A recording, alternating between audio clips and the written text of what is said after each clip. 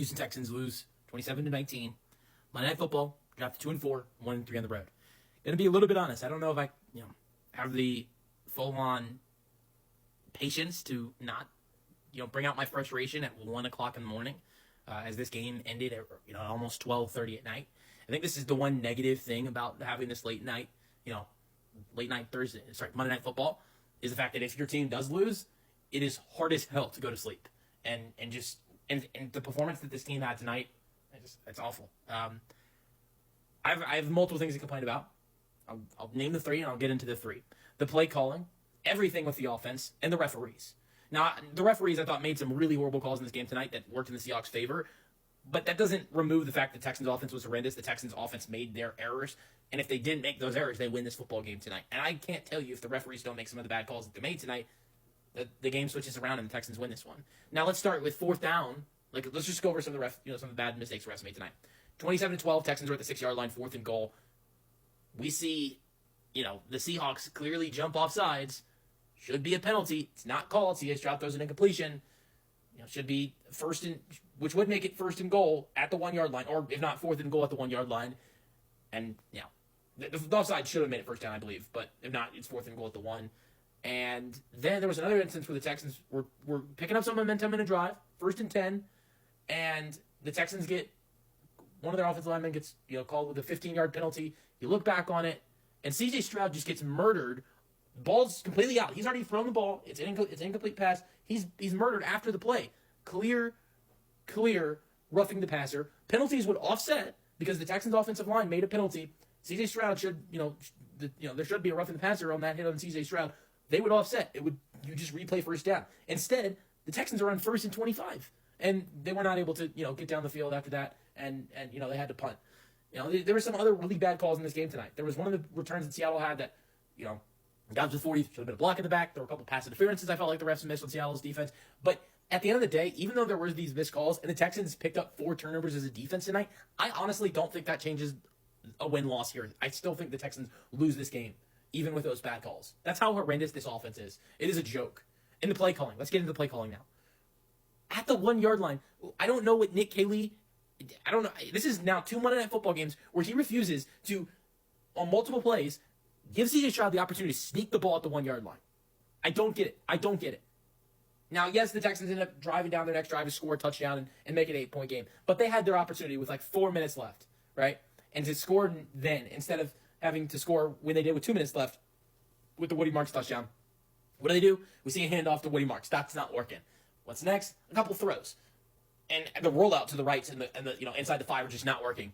Nick Caley's play calling inside the 5 is awful. It is awful. And I hate to be negative, but it is just terrible. And the offensive line has got awful. We get there too. That's not going to change. Here's what I will say, and this is not about C.J. Stroud as a player. C.J. Stroud in Houston will never work out. It's not going to happen. Not because of C.J. Stroud's talent. The talent is there for C.J. Stroud. Because I'm sitting there shaking every time he gets hit.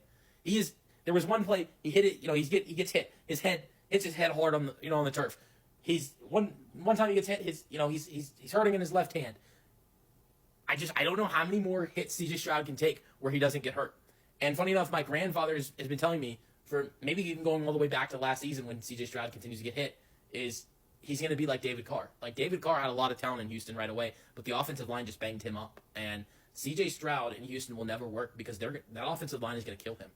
I'm not praying for an injury for C.J. Stroud, but it's a matter of time before this offensive line does so terrible. He got hit about 10 times tonight that they get him injured. And if they want C.J. Stroud to be successful, they need to do something about the offensive line. They need to look at the trade deadline or look in the offseason about making serious changes to the offensive line. Because if they don't and they keep this unit, they will end C.J. Stroud's career. And he has so much talent.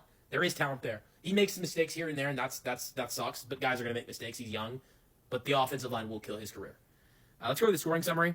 The Texans give it the most points they've given up all year. Actually, funny enough, in 6 games this year, the 2 most points they've given up have been Monday Night Football games. Seahawks scored the first 14 of the game. Charbonnet, 1-yard touchdown run. Jackson Smith-Jigbo, 11-yard touchdown reception from Darnold, 14-0. Texans knock in a couple field goals before the half is over. Farrenbear 36-yarder, and then Farrenbear with 46-yarder before the half, thanks to a Jason Myers missed field goal from 53 yards. Then Jason Myers makes a 26-yard field goal to make it 17-6. Texans scored a touchdown, but it's a defensive touchdown. That's the first defensive touchdown of the year for the Texans. It's, I believe, Will Anderson Jr.'s first career touchdown of his NFL career. Fumble recovery in the end zone makes it 17-12 because the Texans missed the 2-point conversion. Myers makes a 47-yard field goal and 2-yard touchdown run for Charbonnet before the end of the third quarter. And just it felt like the Texans had no hope until C.J. Stroud and the Texans build one drive all the way down to the 1-yard line, screw that up. Then build another drive, almost screwed that up as well. But C.J. Stroud's able to connect with Woody Marks for a 4-yard touchdown pass. That touchdown actually won me my fantasy football this week. I had Woody Marks, and I was facing Seattle's defense. And before that touchdown, I was down 4 points. So thank you, Woody Marks. Texans go for the extra point there. They get it. And then on third down, Texans get the stop. What happens? Ten Settle wants a 300-pound defensive lineman wants to jump in the pile on the running back, even though the Texans already got the stop. And that's how the Texans lose this game. Not to mention the fact that Kaimi Fairbairn, an amazing kicker with a powerful leg, didn't kick the ball out of bounds. Whether it was fully behind the goalpost for a touchback, or whether you just kick it out of bounds and there's a penalty and the Seahawks take it to the 40-yard line.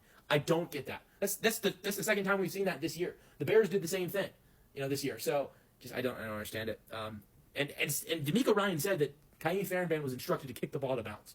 And Kaimi Fairbairn just did the opposite. I would like an explanation there by Kaimi Fairbairn. All right, game leader, C.J. Stroud, 229 passing yards. Darnold had 213, 17 for 31, a touchdown. Both quarterbacks threw picks. Darnold threw a pick to Derek Stingley Jr. Cooper Kupp also threw a pick in this game. That was to Kalen Bullock, his first interception of the year. That's Stingley's second, if I'm correct. Stroud threw a pick, threw the most passes he's thrown all year, maybe one of the highest in his career, 49 passes, but only completed 23. Let's give credit to Seattle's secondary. They were great in coverage tonight, just absolutely killer. 229 passing yards for him. This run game was non-existent to the point that Stroud was the leading rusher with 25 carries. He had a big 15, 16-yard run on a 3rd and 15 that was big on the drive the Texans scored their only offensive touchdown of the game. Kenneth Walker for the Seahawks had 17 carries for 66 rushing yards. I don't even think he was the best running back of the game. Charbonnet had a good amount of rushing yards as well and had 2 touchdowns. Jackson Stigba, Derek Stingley Jr. is a great quarterback, but just no one can stop him. He's unbelievable. I give all credit to him. 8 receptions, 123 receiving yards. Dalton Schultz with one of his best games as a Texan, but definitely his best game this year. 9 receptions, 98 receiving yards. Nico Collins gets hurt. That's really, that really sucks for the Texans.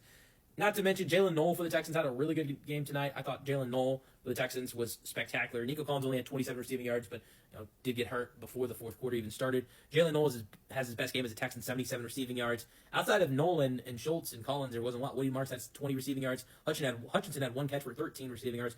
The run game was terrible. Woody Marks had 10 carries for 15 rushing yards. Chubb only got 5 carries and 16 rushing yards.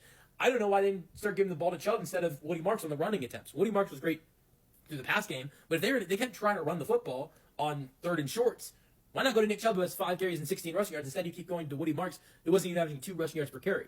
So Nick Chubb wasn't doing that great either, but he was doing better than Marks. And there's not a lot more else to go over this game. The defense was great. I thought Danico Autry in his first game back, he was spectacular. He picked up a sack. He blocked a field goal. He had a couple, deflections as well. So Kamar Lassiter had 10 tackles, leading the Texans in tackles, but this was not a good game. Defensively, this team looked amazing tonight. Had a fumble recovery. They were spectacular defensively tonight yet again, even though they gave up a season high in points. But 4 turnovers. Teams were with 4 turnovers this season were 9-1 this year. That goes to 9-2 after the Texans lose this game. 3 straight games for the Texans at home after this. So you've had 2 straight road games and the bye. Now you go home for 3 straight. I don't know. I don't know how to evaluate this team because Seattle's an amazing team, and defensively I thought they were very good tonight. And I think they're really. I just don't know how to evaluate this game because I feel like offensively they played like crap, but they played played against a really good defense. Defensively they played amazing, and they were playing a great offense. I don't know. This one hurts. You guys let me know your thoughts on the game in the comment section, and peace out. Go Texans.